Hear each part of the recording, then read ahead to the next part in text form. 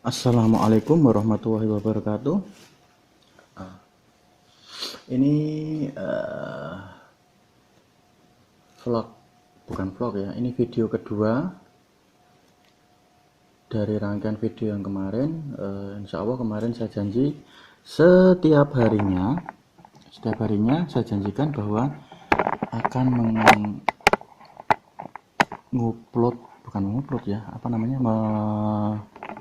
mengunggah satu video. Nah, sebagai dokumentasi untuk anak saya nanti. Kalau saya sudah tidak ada, nah, gitu. Oke, pertama-tama saya turut berduka cita terhadap bencana tsunami yang ada di Banten. Semoga keluarga korban diberi ketabahan, diberikan kesabaran. Namanya musibah ya, siapa yang tahu. Oke. Dalam video kali ini saya akan membahas tentang buku karangan Terelie, judulnya Pulang. Bukunya ini.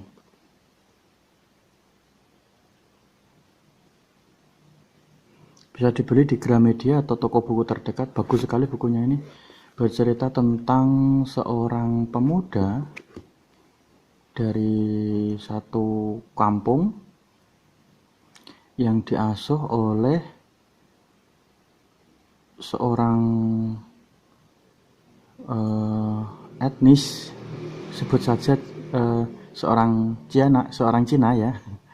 Tapi dalam buku itu disebutkan bukan Cina ya, sebutannya apa sih?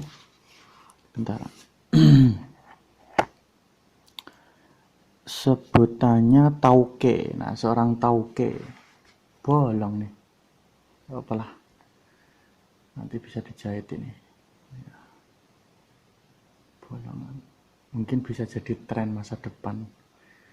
Jadi kaos ada bolongnya di pundak. Oke, kembali lagi ke buku yang berjudul Pulang tadi. Bukunya sangat bagus sekali. Saya belum akhir membacanya, belum sampai selesai, tapi di bab-bab awal, bab si babi hutan, janji kepada emak, shadow ekonomi dan penunggang kuda suku Beduin.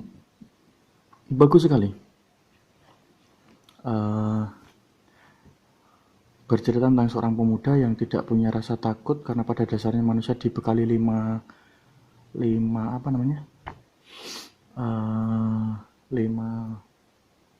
emosi, 5 jenis emosi. Ada bahagia, senang, takut, terus sedih dan sebagainya. Nah, nama pemuda ini tuh Bujang, anak seorang mantan pengikut, sebutannya kalau dalam film-film itu mafia ya. Jadi ini bercerita tentang kondisi dunia. Jadi di dunia ini ternyata ada dua golongan. Yang pertama yang tampak, bukan yang keduanya nanti bukan ini ya, bukan golongan gaib, bukan ya, tetapi golongan orang-orang yang bekerja di dunia ilegal. Nah, jadi ada yang bekerja di dunia legal seperti berdagang, jualan, jadi artis, jadi presiden, jadi menteri, jadi guru, jadi PNS dan sebagainya. Ada kelompok, bukan kelompok ya, ini malah lebih besar daripada yang ini ya, daripada yang kerja di dunia legal. Jadi ada kelompok manusia yang hidupnya itu di dunia hitam atau di dunia ilegal. Mereka lebih cenderung untuk tidak menampakkan diri, tetapi mereka menguasai hampir seluruh lini dunia yang legal. Jadi orang-orang ini itu meletakkan anak buahnya atau kaki tangannya di dunia-dunia yang legal, seperti dunia pemerintahan, di dunia ekspor impor. Bahkan kelompok ini diceritakan dalam buku Pulang ini, karya Darwis Terelie ya.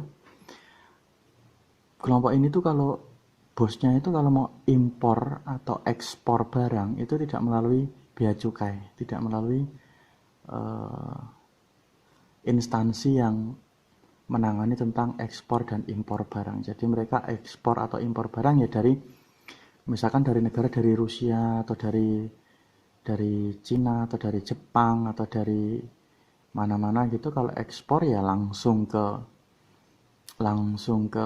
si bosnya ini.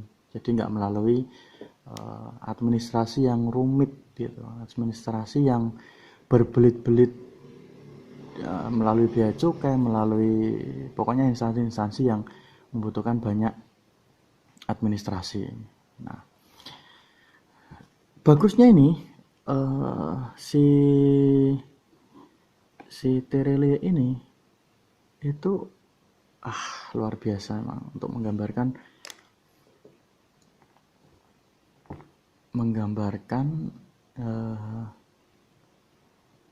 apa ya namanya, kayak menggambarkan kondisi Indonesia, kemudian menggambarkan dunia hitam di balik kondisi Indonesia itu bisa detail banget, bisa wow gitu. Bahkan saya yang apa namanya belajar dalam bidang itu tuh kaget gitu, kok ada yang semacam ini gitu. Ada ya ternyata apa namanya mafia-mafia yang menguasai eh, dalam novel ya otomatis fiktif. Kalau di kehidupan nyata ya alam bisawab saya nggak tahu ya. Tapi di novel ini bisa detail gitu penggambarannya, bisa mantep lah pokoknya.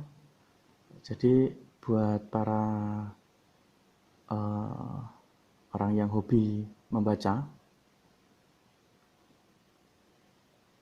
disarankan buku ini, sangat bagus sekali. Ini bukan promosi ya, karena memang saya itu hobinya ya memang kalau nggak baca Facebook, tidak nonton Instagram, YouTube, ya baca buku. Kalau kehabisan kuota ya buku. Rekreasinya memang di buku itu. Jadi di rumah saya itu ada perpustakaan mini, hampir 2 etalase lebih, isinya buku semua. Nanti bisa diwariskan ke anak karena buku itu kekal abadi ya. Kalau kita mau membaca buku, rekreasi ke buku itu tidak menghabiskan banyak kuota. Itu keuntungan koleksi buku. Gitu. Oke, setelah kita oh iya, satu lagi. Oh nggak jadi deh. Cukup aja sekian. Terima kasih.